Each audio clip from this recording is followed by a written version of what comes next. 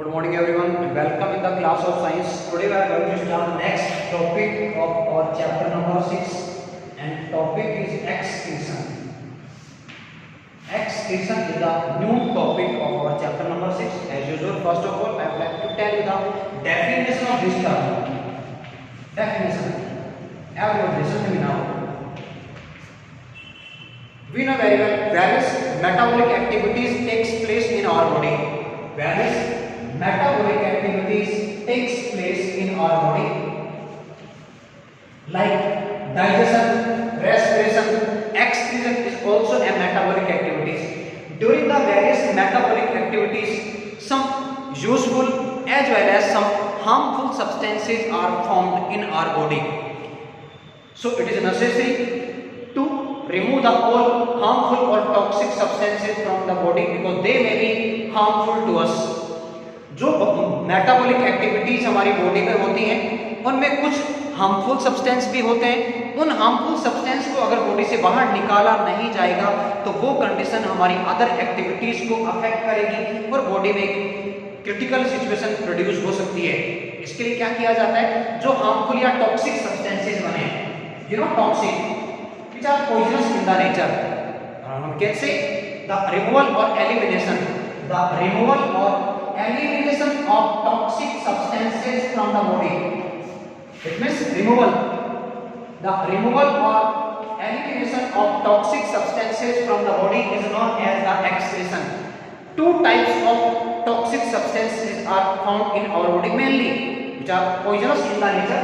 First one, very toxic in the nature. I think you know very well. NH2CONH2, and NH2CONH2 is known as urea. It's a toxic substance which have to remove from the body at once, immediately after the formation of it. And the formation of urea takes place in the liver. Urea का formation liver में होगा, लेकिन urea को blood से separate करने का कार्य kidney में प्रेजेंट नेफ्रॉन के थ्रू किया जाता है, तो ये भी आप ध्यान रखें। Second toxic substance is known as carbon dioxide CO2. These two main toxic or poisonous substances which are formed various biological activities in our body. इनके अलावा अदर substances भी होते हैं जिनका आपकी बॉडी से एलिमिनेशन बहुत ही जरूरी होता है। जैसे बात करें कुछ पिगमेंट्स बनते हैं, बिलीरुबिन जो पिगमेंट है, अगर इनका डिपोजिशन बॉडी में लगातार होता रहता है तो उस केस में जॉइंटिस नाम की एक डिजीज हो जाती है जिसको पीलिया भी कहा जाता है। Now we are in the position to explain the detail discussion of excretion or excretory system. As you know, excretory system is there for the process of excretion, and in our body excretory system is also there.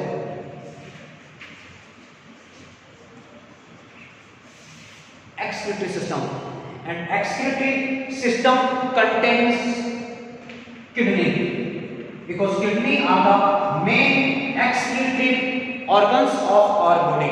एक diagram की help से अपन इस excretory system को समझने की कोशिश करेंगे, देखिएगा।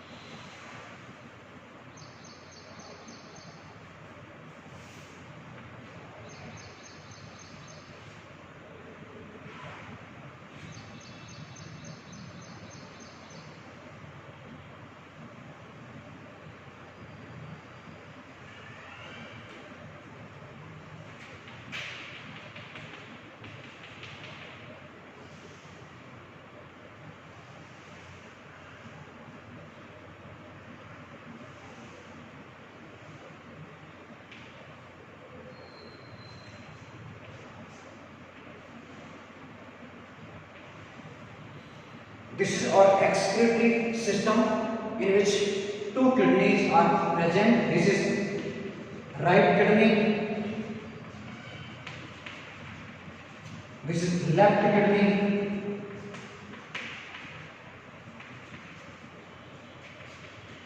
and it is a renal artery. These two are These two tube-like structures which are arises from each of the kidney are known as ureters.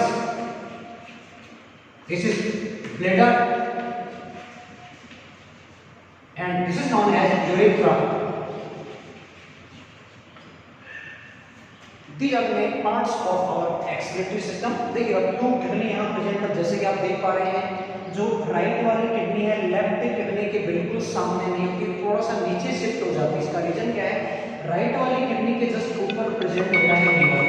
तो लीवर की वजह से जो राइट वाली किडनी है थोड़ा सा नीचे शिफ्ट हो जाती है, ये आपको पता ही होगा। ओके, अब बात करते हैं कि जो हमारी दोनों किडनी है उन दोनों किडनी में कौन सी स्ट्रक्चर प्रेजेंट है जो एक्सक्रीशन में हेल्प करेगी। देखिएगा ये डायग्राम आप ध्यान रखें। इसके अलावा एक और डायग्राम हम यहाँ बनाने वाले हैं जो हमारे एक्सक्रीटरी सिस्टम की मेन मैकेनिज्म को एक्सप्लेन करेगा। देखिए दोनों किडनी यहाँ पे, किडनी से आगे यूरेटर आप देख पा रहे हैं जो ट्यूब लाइक स्ट्रक्चर की तरह में दिख रही है। इसके आगे ब्लैडर है जहाँ पर कि यूरिन को स्टोर किया जाएगा और यूरेथ्रा की हेल्प से जो यूरिन है उसको बॉडी से बाहर निकाल दिया जाएगा। तो ये बात हमने कर ली है एक्सक्रीटरी सिस्टम की। अब बात करते हैं कि हर एक जो किडनी है उसके अंदर स्ट्रक्चरल और फंक्शनल यूनिट प्रेजेंट होती है एक्सक्रीटरी सिस्टम की, और उस स्ट्रक्चरल और फंक्शनल यूनिट को नाम दिया जाता है नेफ्रॉन। देखिएगा नेफ्रॉन जो है वो हर एक किडनी में प्रेजेंट है। The number of nephron in each kidney is 8 to 10 lakhs। हर एक किडनी में 8 to 10 lakhs नेफ्रॉन प्रेजेंट होते हैं। यहाँ पे एक सिंपल डायग्राम हम बना सकते हैं, देखिएगा ध्यान से।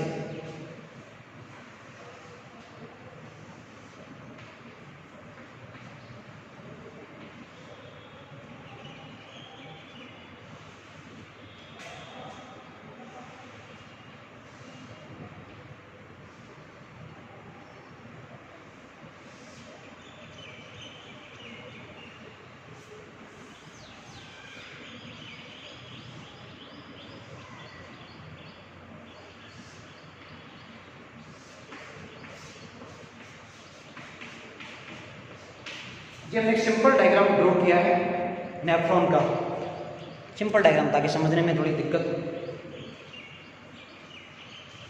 नहीं आए। देखिएगा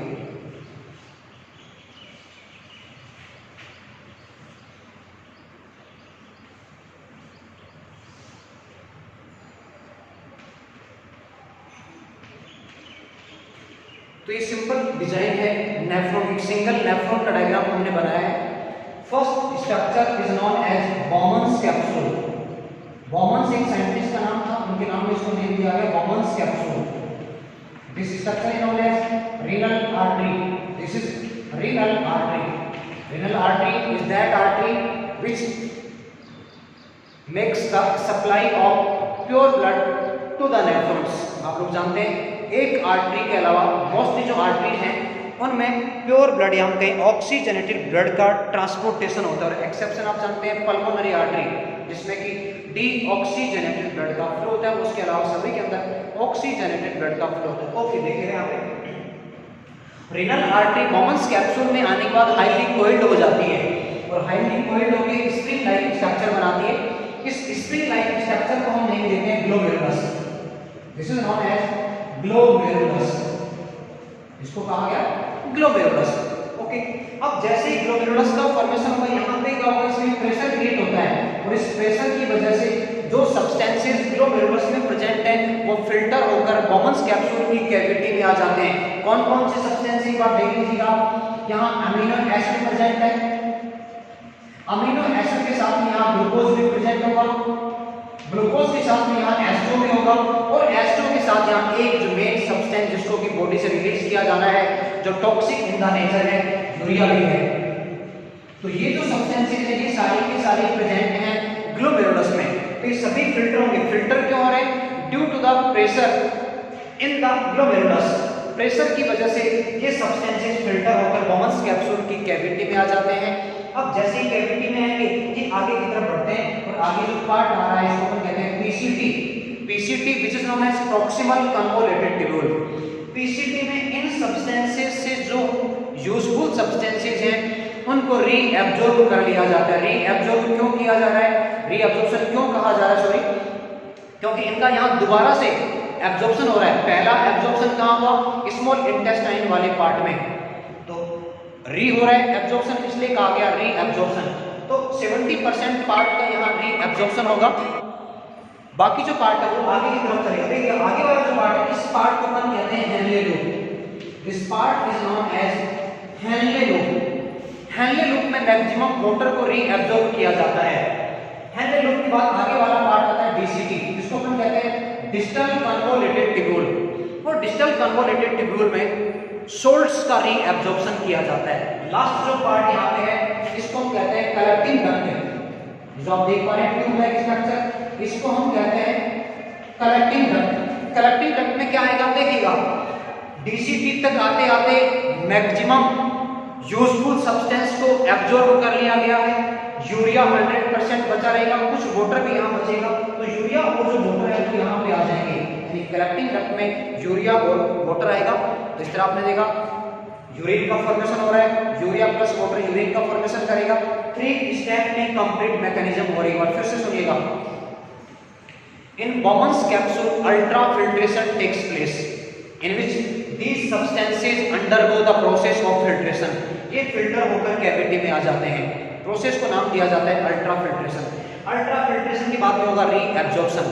रीएब्जॉर्प्शन होगा जिसमें कि यूजफुल सब्सटेंसेस को तो रीअब्जॉर्ब कर लिया जाता है, जो हार्मफुल है उनको एज सच रिलीज कर दिया जाता है डीसीटी और कलेक्टिंग डक्ट की तरफ। तो कलेक्टिंग डक्ट में क्या पहुंचेगा? यूरिया और कुछ अमाउंट में वाटर यहाँ पहुंचेगा, जो कि यूरिन का फॉर्मेशन करेगा। इस यूरिन को किडनी में रिलीज किया जाएगा, किडनी में छोड़ा जाएगा।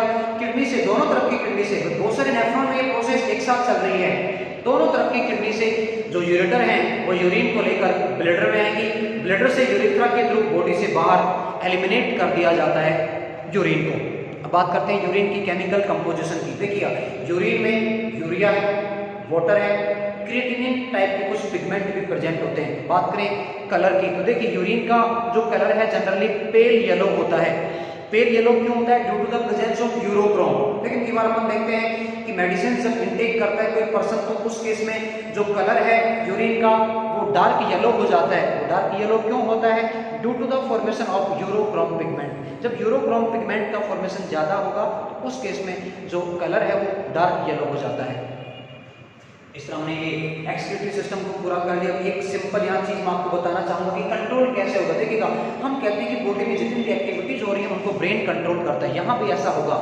लेकिन एक हार्मोन भी यहाँ पे इन्वॉल्व होगा और उस हार्मोन को हम नाम देते हैं ADH. ADH anti diuretic hormone. Anti diuretic, देखिए नाम देखिए आप, एंटी डाययूरेटिक हार्मोन। ये हार्मोन क्या करेगा? यूरिन में वाटर की क्वांटिटी को कम करके यूरिन को कंसंट्रेटेड बनाने में हेल्प करेगा। मतलब बॉडी से ज्यादा वाटर को रिलीज नहीं होने देगा, वाटर लॉस को ये बचाने में हेल्प करेगा।